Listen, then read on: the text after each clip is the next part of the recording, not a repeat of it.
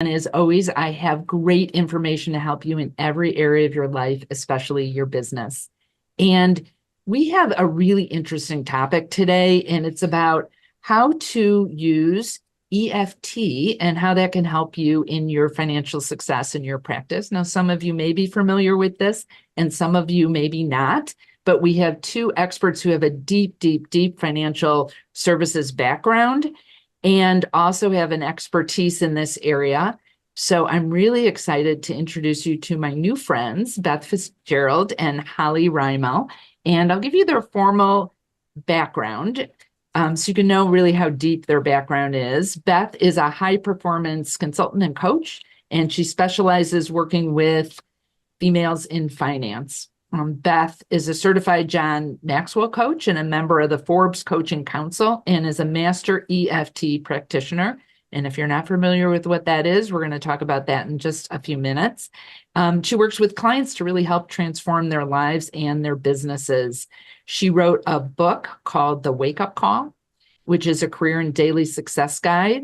It's like having a coach in your back pocket. Like, how cool is that?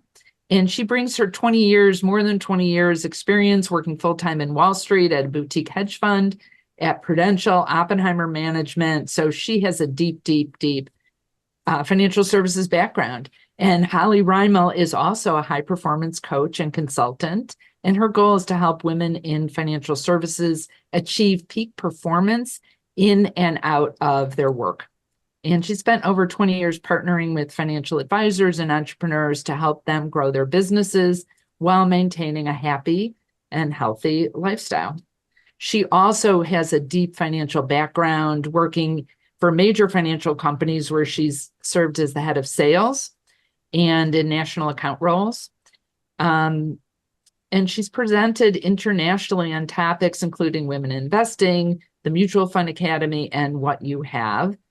So, ladies, I'm so excited to have you here, and I'm just really interested and excited to talk about this topic. Welcome. Thank you. Excited to be here. Thanks for the great introduction. Yeah, so you guys have both come out of kind of corporate financial services backgrounds. What was the impetus for you to really start this business and working together? Great question. We both worked at Oppenheimer together. And when we were there, we both traveled the country doing women in investing programs. And at that time, which was over 20 years ago, 18% of financial advisors were females. So flash forward to today, Beth and I reconnected a couple of years ago, and both were coaching and consulting and working, in different areas. And we looked at the numbers and we said, oh my gosh, it's still only 18% of financial advisors are females. Like, what can we do to move the needle? And so we started Advisor Consulting. And the core of the program is what you mentioned, Ellen, is the EFT, and it's woven throughout the whole program. But the program's goals is to get financial advisors, particularly females, to live their best lives and have the most success that they can possibly have. And so we're working with females, working with corporations, but really the cornerstone is the EFT. Cool. So what is EFT and how is it important for advisors, and how do you work with it in the work that you're doing with advisors?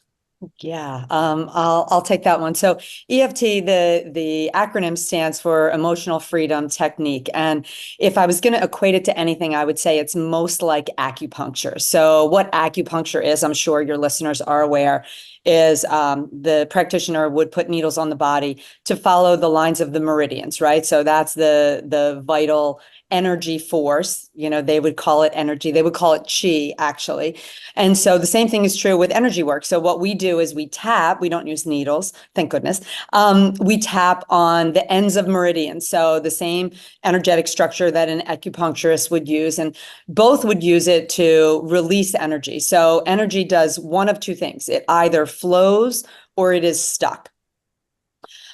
You want it to flow because that's when you're doing, that's your best self. But when it is stuck, which happens, more often than we'd like to think, with the EFT, we can tap on that and we can release that energy. And so energy isn't good or bad. It's just flowing or stuck. And then what your listeners might be questioning is, how would it get stuck? And the reason that energy gets stuck is because we have a negative emotion, and that will cause it to get stuck. And I'm gonna say one more thing, and then I'll stop before I tell you how it applies to advisors. It gets stuck because we have this mentality that we don't want anyone to see a kink in our armor, right? So we say, I handled that, or I'm fine, or we just kind of shoved it down. Well, you can't fool energy. It'll just stay there and it kind of festers until you move it. And if you don't move it, when something related to that crops up again, it will trigger something in you that will allow you to, kind of not be your best self. So it's super powerful. I'll stop there and see if you have any questions about the actual technique, and then I'll tell you how it can help advisors. No, I'd love to hear, because I'm picturing, well, I've actually done the EFT technique before, called it tapping. And hearing this, if someone's not familiar with it, I'm thinking they're wondering, well, what does that have to do with business? And wouldn't the energy just affect me physically? Like, okay, maybe I believe if I have stuck energy, it could cause disease or discomfort, but maybe a little bit more. And you were probably stepping into this in terms of working with advisors. Like, how does this impact success in our businesses? Yeah, perfect question. So energy doesn't lie. And so I guess the thing that I will say first is that energy is a truth teller. And so you can put on your best suit, you can put on your bravest and most confident face and go into a client meeting. But if the underlying emotion that you're feeling is inferior or fear or, some scarcity mindset, all of that will be the truth that is shared with your client. So what I mean by that is, you don't vibrate at what you want to be, you vibrate at what you are.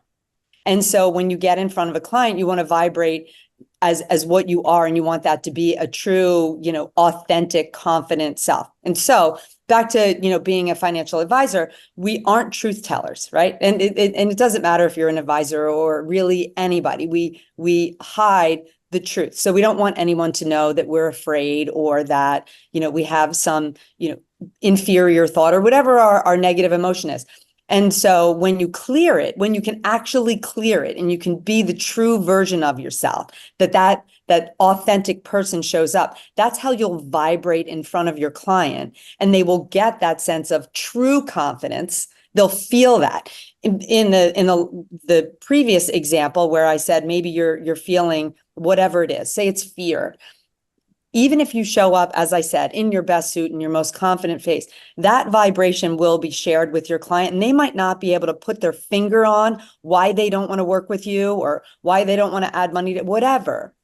But they'll sense the vibration. And this is a game changer. This gets to the root of what's causing you not to get to the next level. Do you want me to pop in here and kind of Sure. give you a real life example that might help? Sure, that'd be great, Helen. So as you're talking about them, thinking of a couple of clients that we've worked with. Two quick things. One real short one. I think the biggest thing is the fear of public speaking. So many of our clients have built their practices via, having seminars or cold calling or what have you. And we have created a course to help you fearlessly public speak, because so many of our clients say, oh, when I have to stand up and talk or introduce someone, I'm absolutely terrified. Like, why the heck am I so terrified? And we'll work with them, and we'll go back and, really talk about even back in their childhood. And, it might be, hey, I wasn't picked at kickball, or, I didn't have the greatest clothes, or what have you. And when you get back there and you tap on that and you help them release that energy of, I was terrified when I had to speak in the third grade spelling bee, and I haven't wanted to be in front of people ever since. You release that energy, and they walk away feeling lighter and saying, that was the kid back in third grade. I'm an accomplished businesswoman today, and I can stand up in front of 100 people and speak effectively. And you'd be surprised just by clearing that energy, how many people have come back to us and said, oh my gosh, I did the seminar and I kicked butt. So that's just a little example. I don't know if that was helpful, Ellen, and really bringing Yes, it. super helpful. And what I'm loving about this conversation is often advisors who are growth oriented would be like, okay, I need to get through this public speaking thing. I'm going to take a public speaking course, know how to create my talk. I'm going to practice and practice. I'll have the right color suit on or whatever. But what I'm hearing you say is, okay, that's all great. Like you want to be good up on stage. And if you don't handle this other stuff, you're not going to come across as confident and whatever you want to come across as you would without dealing with to me, it's like the foundation so that you can have the presence that you most want to present. Am I getting that right? Absolutely. And also the truth is that when you resolve whatever that other issue is, and it goes back to what I said before, then you can really be the authentic speaker that you want to be. It's true from soup to nuts. It's true from head to toe, because you said, I have no fear now. I know what it was. I did the learning process, but I also eliminated whatever that deep-seated, rooted fear was. And the beautiful part of EFT and any form of energy work is once you release it, essentially is gone forever. That's not always the case if you are in something that's continuing to happen, right? But if something happened in the third grade spelling bee, once we release it, it's gone. And then you're free to go. That won't be anything that holds you back. I can't say that you won't have other energy things that you want to release, but that particular thing is gone forever. Yeah. So if someone's not clear what it is, they just know they get so nervous speaking.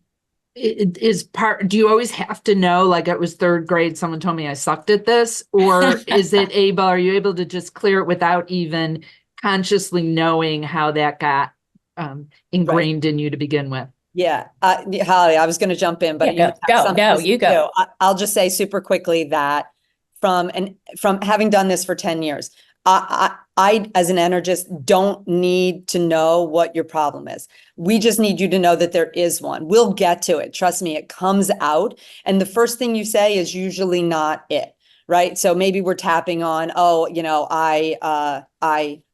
messed up in the spelling bee. And so we start on the spelling bee. And, after round one, they'll be like, okay, it just doesn't seem like it. And I go, okay, well, tell me the story again. Why are you afraid? And then they're like, oh, right. My mom did blah, blah, blah. And I'm like, okay, now now we have the real thing. What happened was that your mom did such and such, throughout your life. And that's really why you are afraid to get up and be public speaking. Yes, it did happen in third grade. You had the spelling bee issue, but there was something else. And once again, we don't need to know. You just need to know you're not good at public speaking, or you have a fear. And then we'll dive into the fear. And I don't, Holly and I don't know it either, but it comes out in the session. It just never doesn't, if you can use a double negative there. It always comes out. So give me some other examples of ways that you've worked with advisors to other issues that maybe were super helpful for them to clear. Yeah, I could give a real recent one because it's interesting and it's come up, and Beth has had clients with the same exact issue. So I think it's a common financial advisor practice.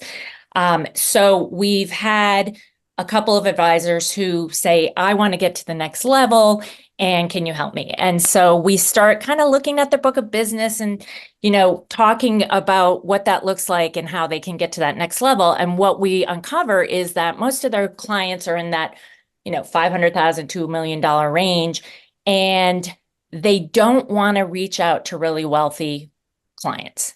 And there's something in there that they can't figure out. Sometimes it manifests itself and they say, oh, well, I don't like the, multimillionaires because they're kind of jerks and they're hard to work with. But when we dig back, we find out, and with two clients, we found out the same thing, that it did stem from childhood again, growing up in wealthy towns, but not being, super wealthy, and maybe not having, the hot jeans or the, best clothes. And we go back and we tap on that and we find out that, hey, they felt inferior when they were 13 years old because they didn't have the Jordache genes. Or is Jordache even popular? I don't know. It was Calvin Klein But jeans. so we'll when tap on, I didn't have the Jordache genes and I felt really bad about that and I felt inferior. And again, that energy gets cleared. And now they say, wait a minute, that was when I was 13. Now I am super successful. I can, buy what I want to buy, but I do want to become a better producer and a, better wife and a better mom and all these great things. But this inferiority that's been trapped and the energy from that needs to be released. And after that's released, they feel confident going after the multimillionaire or having a seminar for, super wealthy clients, charitable donators, etc. And then they come back and they say, yeah, that wasn't scary at all. And I felt great about it. And they're not jerks. But it was this trapped energy from back when they were 13 where they felt inferior. And, one of these women you would have never known. She is so successful. She is so driven. But she's built this shell around herself, which was really causing her not to be able to get to that next level. And now she's blowing through it. So that was a really exciting recent client. Yeah. And then I'll just throw in two famous people, or three really. So Princess Kate did energy tapping. Oh, can you hear that? Sorry. Go ahead. She did energy tapping with being fearful of being in front of all the people that she needed to be in front of. Clint Eastwood did energy tapping so that he could do public speaking. And then I think the one that I love the most, and he does a lot of different energy work, but it's Novak Djokovic. So there's someone who is at the top of his game, literally tennis wise, and he wanted to find all the different ways that would make him the best version of himself. And you will see him in between sets. He doesn't tap, but you can see that he's doing energy work, and it's pretty impressive to watch someone at his level using that modality to reach his peak. I love this because it's bringing in things that I have not ever heard talked about in financial services. And I'm wondering, so if someone's got this deep-seated, like rich people are awful, or because I couldn't get my for me, it was Calvin Klein jeans when I was growing up. But is this like a process that takes months and months, like going through therapy to clear stuff? Is it a quick process? What's involved in this? It could be one session, Ellen. Generally, we offer it in packages of 3 or 5 because the first session is really kind of a getting to know you, etc. But you could clear your energy in one session. So it really is where you are, where you want to go. Beth had said it earlier, you could clear the Jordache genes or the Calvin Klein genes, but then there might be something else that's causing you to not be able to public speak. Or, maybe you want to, become the top producer in your office, and we might want to figure out, why haven't you done that in 5 years? You go for 3 months and then you back off. Why are you backing off? So it could be one session, it could be 3. And there are clients that Beth has been working with some clients for 10 years. Yeah. So in your work, or where you find like that it kind of the secret sauce to this, so is tapping the main thing and the only thing you're doing? Or are you doing some of your experience with working with advisors for a long period of time like that? I mean, I get you get what they do, but how, maybe explain that a little bit more, where tapping fits in and the other things that you found have been important. Yeah. So some of the things we do a whole program. It's a 8-week program. And it just kind of, that is the common thread that we say, okay, is there anything holding you back? Where is the roadblock? And if it's needed, then we apply the energy work. And if it's not needed, then we do some of the other things that we use to get advisors to be the best versions of themselves, and really looking at the whole package. That we really want to address the whole package. But the thing that we have found that gets to the root of the roadblock or the problem has been the tapping. And so that absolutely is the secret sauce, but it's not the only thing that we do. Yeah. And Ellen, I just want to add, when Beth and I started, our intention was really not even to weave the tapping into this program. We were building these programs for different firms that we were working with to try to help them, attract and retain more females and kind of move that 18% number. And then we both are master energy practitioners, and we're like, what if we try to add this thing? Like, is it too woo? Is it too crazy? And we both come out of New York, so we kind of thought it was weird when we heard it the first time. But as we started to use it and see the effectiveness of it, that's when we kind of started to weave it in. And, some people are kind of skeptical of it at first, but then once they've done it, they go, oh my gosh, that really helped me. So again, it wasn't part of our original program, but we've made it part of it, and it has been life altering for many people. So we're keeping it. Cool.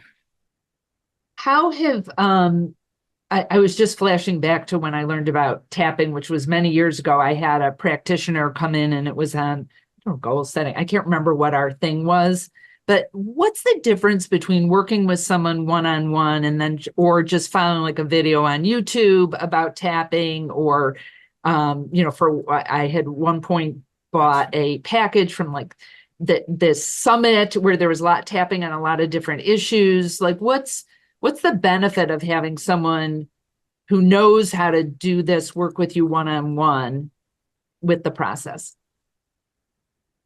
Go ahead, Beth. So, yeah. So the reason that you really don't need a practitioner always, but I will say this, I use it on myself, and I know Holly uses it on herself, and you can get so far.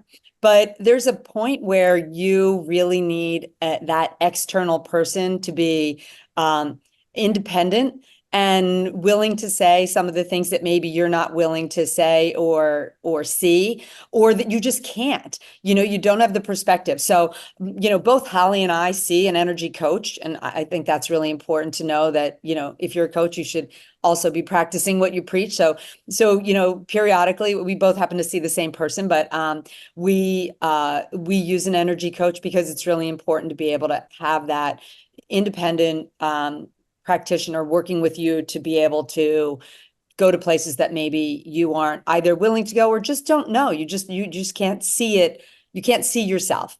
Yeah. Cool. Okay, so how can you give some other suggestions or ideas about how advisors can use this to grow their businesses?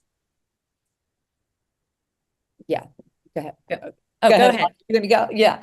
I think that the best way to share it with your advisors is just to say, I would say this, ask yourself 3 questions. And the first one is, where are you? Like, where are you right now? And then the second question is, where do you want to be? And then the third question is, which is really the, kind of the game changer, is why haven't I gotten there?